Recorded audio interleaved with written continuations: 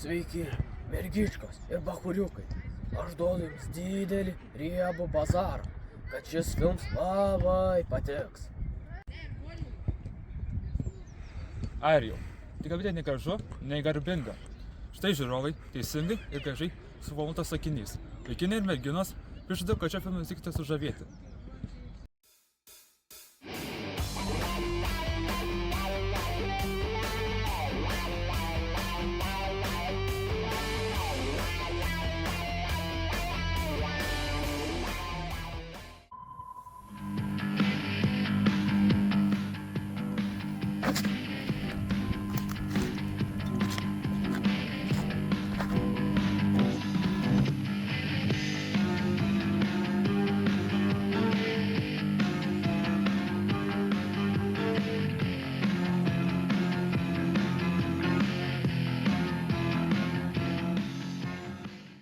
Iš ryto skauda galva, buvau užstuvęs Jušką, dėl uždarytos forkės jaučiu negerą kvapą.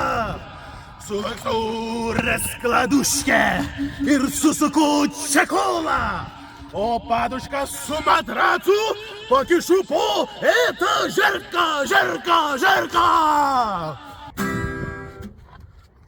Palaukit, kernagi, ar nemanote, kad šitos rusicizmus geriau būtų pakeisti į gražius lietuviškus žodžius? Pavyzdžiui, Juška, kaištis, fortkė, orlaidė, raskladuškė, slanksoma lova, čecholas, užvalkalas, paduškė, pagalvė, matrasas, čiužinys ir etažerkas spintelė. Na, mielas Martynai, manau, kad sakai tiesą.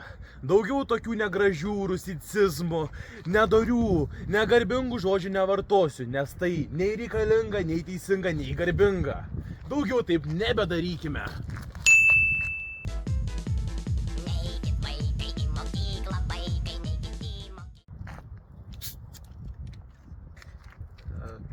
Tavo labai graži apranga, vaikinė.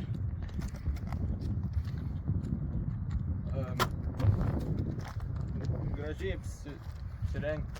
Dėkavoju, sėdži. Rimtas kentas. Maladės esi.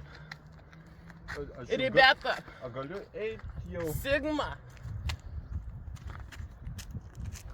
Gigačiadas. Alfa. Na, kaip matome, žmonės, kurie naudoja visus šios žargonus, nepasižymi nei didelę reputaciją, nei intelektų. Tad ir jums nederėtų kalbėti žargonais, verbalais, barbarizmais. Na, o kaip... Seneliumbizas. Ką tu čia Sigma. buvai? Neturėtum čia būti. Na, o kaip išverto šį sakinį skambėtų lietuvių kalba, tai būtų taip.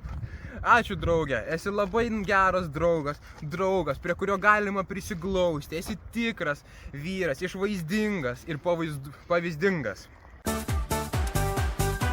Dažnokai važinėju iš sostinės. Labą dieną. Kažko darbą. Aš senas taksiuoras.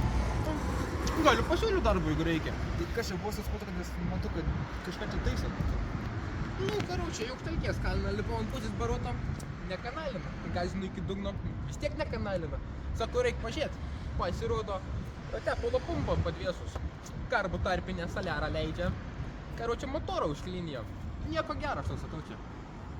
Nu, aš tada nedirbsiu, nes nesuvokiu, kad čia sakytų. Atėjo. Čia durnelis kažkoks. Jei tik šis taksistas būtų mokėjęs šnekėti lietuviškai, būtų įdarbinęs naują darbuotoją. Bet štai kaip aš norėčiau visą tai, ką jis pasakė, išdėstyti tvarkinga ir aiškia lietuvių kalba. Gerbiamasis taksistas važiavo į Aukštelkės kalną, Šiauliuose, kaip supratote, ir pajuto, kad variklis blogai dirba, nepilnu pajėgumu. Atsidaręs variklio dangtį, jis pastebėjo, kad tepalo pompa yra sugedusi. Taip pat pastebėjo, kad laša kuras ir nebeprasisuka variklis. Jis nori pasakyti, kad reikalai yra blogi.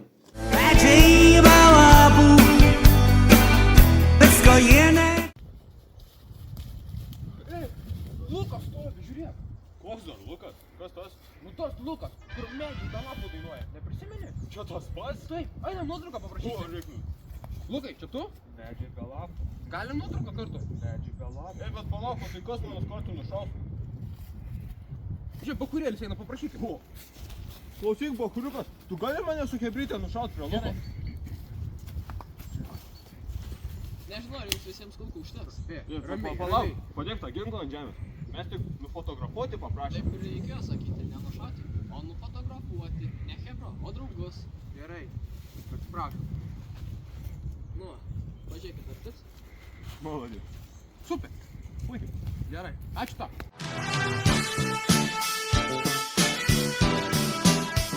Šiandieną mes aplankysime boksininką pravardę Ciklonas ir paklausime jo, kaip jis ruošiasi savo sekančiom rungtynėm. Keliaujame.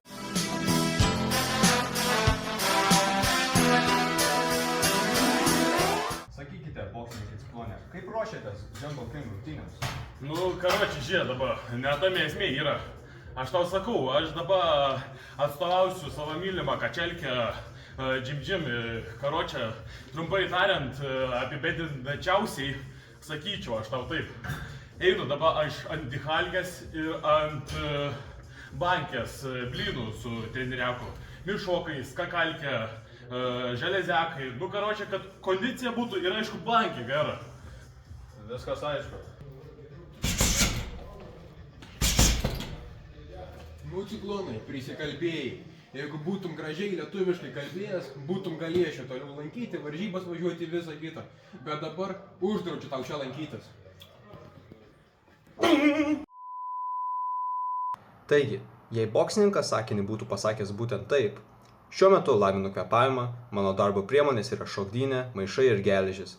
Trumpai tariant, bandau pasiekti geriausią sportinę formą ir išlavinti smūgį. Ir taip pat žodžius kaip dihalkė, treniriakas, mišokas, skakalkė ir bankė būtų pakeitęs į taisyklingus lietuviškus žodžius kaip kvėpavimas, treneris, maišas, šokdynė ir smūgis, jis ir toliau būtų siekęs laimėtojo titulo.